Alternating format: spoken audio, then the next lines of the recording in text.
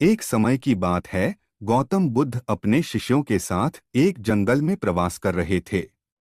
उस समय उनके पास विभिन्न स्थानों से लोग आते थे, उनसे जीवन के विभिन्न पहलुओं के बारे में मार्गदर्शन लेने के लिए। एक दिन एक धनी व्यापारी बुद्ध के पास आया। व्यापारी बहुत संपन्न था, लेकिन उसके जीवन में शांति और सुख का अभाव था। उसने बुद्ध से पूछा, हे बुद्ध, मैंने दुनिया की सभी भौतिक सुख सुविधाओं का आनंद लिया है, परंतु मुझे शांति नहीं मिल रही।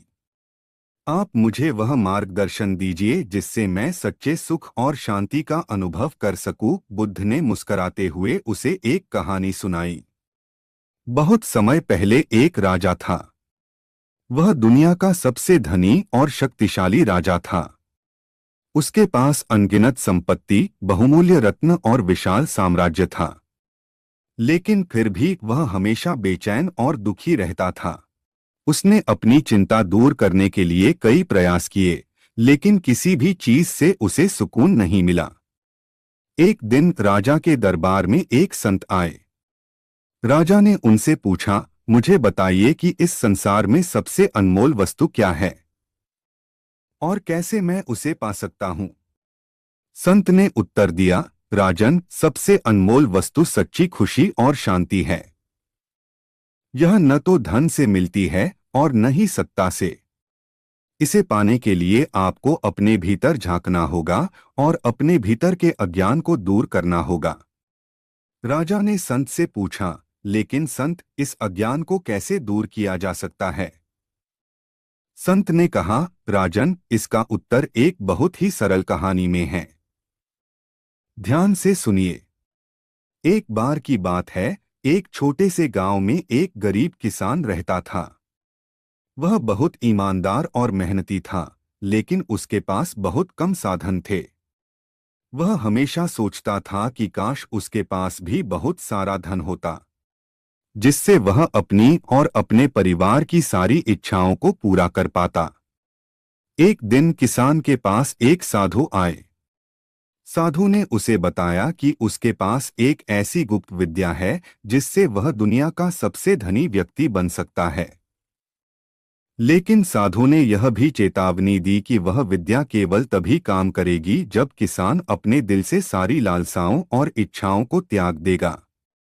किसान ने सोचा, अगर मैं पहले से ही सारी इच्छाओं को त्याग दूं तो मुझे धन की क्या आवश्यकता। उसने साधु की बात को गंभीरता से लिया और अपने जीवन में साधु के बताए मार्ग पर चलने का निर्णय लिया।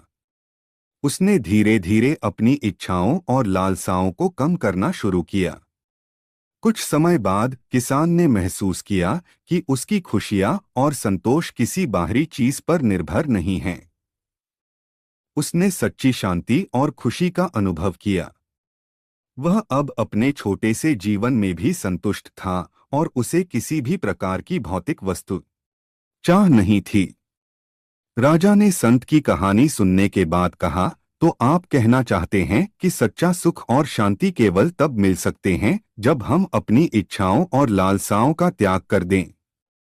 संत ने मुस्कराते हुए उत्तर दिया, हाँ राजन, जब आप अपनी इच्छाओं और लालसाओं को नियंत्रित कर लेते हैं तभी आप सच्चे सुख का अनुभव कर सकते हैं।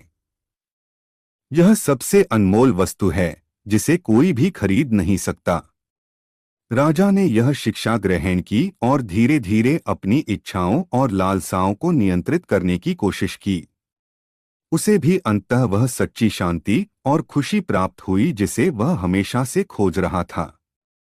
बुद्ध ने व्यापारी को समझाया कि सच्चा सुख और शांति हमारे भीतर ही हैं।